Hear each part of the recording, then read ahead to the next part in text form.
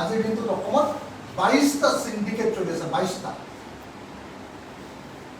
মই আপোনালোকক এটা কথা ক'ব খুজিছোঁ, সেইদিনা মই কৈছিলোঁ আপোনালোকে টিভিত বাতৰি কাগজবিলাকত ভালকৈ নুলিয়াব। মই কৈছিলোঁ যে অসমত এটা অত্যন্ত ভয়ানক সিন্ডিকেট চলি আছে, সেই সিন্ডিকেটটো হ'ল চুপাৰী সিন্ডিকেট। মই কৈছিলোঁ যে অসমৰ এই যিটো চুপাৰী সিন্ডিকেট, এই চুপাৰী সিন্ডিকেটটো চলাই দুজন মহন্ত, এজন পুলিচ মহন্ত আৰু আন এজন সিন্ডিকেট মাষ্টৰ হৰেণ মহন্ত। এজন পুলিচ মহন্ত আৰু এজন সিন্ডিকেট মাষ্টৰ হৰেণ মহন্ত। মুখ্যমন্ত্ৰী অনুগ্ৰহ আৰু অসমৰ এজন মন্ত্ৰীৰ অনুগ্ৰহত এই অবৈধ চুপাৰী সিন্ডিকেট চলি আছে। কেন্দ্ৰীয় চৰকাৰৰ বিশেষকৈ প্ৰধানমন্ত্ৰীয়ে অসমৰ মুখ্যমন্ত্ৰীক নিৰ্দেশ দিছিল যে ম্যানমাৰ বা থাইলেণ্ড বা আপোনাৰ ইণ্ডোনেছিয়াৰ পৰা অহা, যাক বাৰ্মিজ আমি চুপাৰী বুলি কওঁ, বাৰ্মিজ চুপাৰী অসমৰ মাজলৈ সোমাবলৈ দিব নালাগে। কেলে?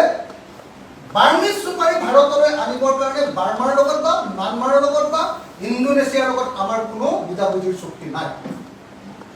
যদি বুজাবুজিৰ চুক্তি নাথাকে তেতিয়াহ'লে তাৰ ওপৰত আমাৰ কেন্দ্ৰীয় চৰকাৰে সীমান্তত মানে কাষ্টম ডিউটি ল'ব নোৱাৰে। যদি কাষ্টম ডিউটি নলয় তেতিয়াহ'লে সীমান্তৰ চকীত আমাৰ ইণ্টাৰনেশ্যনেল বাউণ্ডেৰীত তাৰমানে সেই বস্তুটোৰ ওপৰত মানে হেৰি কৰিব নোৱাৰে, চেকিং কৰিব নোৱাৰে। তাক খুলি লৈ তাক চেক কৰা, কাৰণ চেক কৰিলে মানে তাৰ ওপৰত কাষ্টম ডিউটি ল'ব লাগিব। কিন্তু যিহেতু সেই চৰকাৰবিলাকৰ লগত চুক্তিয়ে নাই, গতিকে তাৰ ওপৰত কাষ্টম ডিউটি ল'ব নোৱাৰে।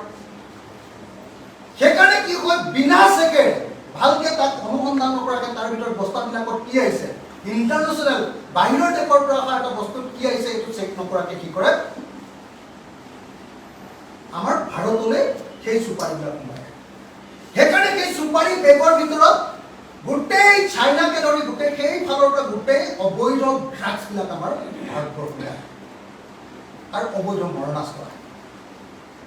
এইটো ভাৰতৰ সাৰ্বভৌমত্বৰ কাৰণে ভয়ানক বুলি কৈ কেন্দ্ৰীয় চৰকাৰে, কেন্দ্ৰীয় গৃহ বিভাগে আৰু প্ৰধানমন্ত্ৰীৰ কাৰ্যালয়ে অসমৰ মুখ্যমন্ত্ৰীক অসমৰ মাজেদি চুপাৰী অহাটো বন্ধ কৰিবলৈ নিৰ্দেশ দিছে।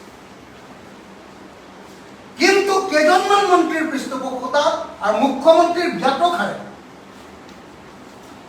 পুলিচ বিভাগৰ এজন উচ্চ পৰ্যায়ৰ বিষয়া, মহন্ত পদবীৰ বিষয়া আৰু হৰেণ মহন্ত নামৰ অসমৰ আটাইতকৈ ডাঙৰ সিন্ডিকেট মাষ্টৰজন,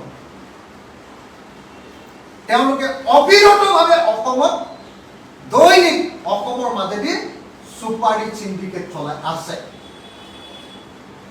আজি আমাৰ শিৱসাগৰৰ আমগুৰিৰ পিনেদি আহি আছে, আমাৰ গোলাঘাটৰ মেৰাপানীৰ পিনেদি আহি আছে, আমাৰ যোৰহাটৰ মৰিয়নিৰ পিনেদি আহি আছে ব্যাপক ৰূপত, আৰু এইফালেদি বৰাক উপত্যকাৰ পৰা আপোনাৰ কাৰ্বি আংলং হৈ ব্যাপক ৰূপত আৰু নগাঁও হৈ ব্যাপক ৰূপত চুপাৰী সিন্ডিকেট চলি আছে। এখন এখন ট্ৰাকৰ পৰা হৰেণ মহন্ত বাহিনীয়ে 12 লাখ টকাকে লয়, আৰু 12 লাখ টকাকে লৈ এই ট্ৰাকবিলাকক কি কৰিছে, এতিয়া অবৈধ ড্ৰাগছ আৰু অবৈধ মৰণাস্ত্ৰ সমগ্ৰ ভাৰতত মেলি দিবৰ কাৰণে অনুমতি কৰা হৈছে। আৰু এইটো মুখ্যমন্ত্ৰীৰ জ্ঞাতসাৰে আৰু কেইজনমান মন্ত্ৰীৰ পৃষ্ঠপোষকতাত এজন পুলিচ বিষয়া, মহন্তধাৰী এজন পুলিচ বিষয়া আৰু হৰেণ মহন্ত নামৰ আটাইতকৈ ডাঙৰ সিন্ডিকেট মাষ্টৰ, এইবিলাকৰ পইচা নি এতিয়া ঝাৰখণ্ডত আছে। গতিকে আমি এই অবৈধ সিন্ডিকেট বন্ধ কৰিবৰ কাৰণে ৰাজ্যপালে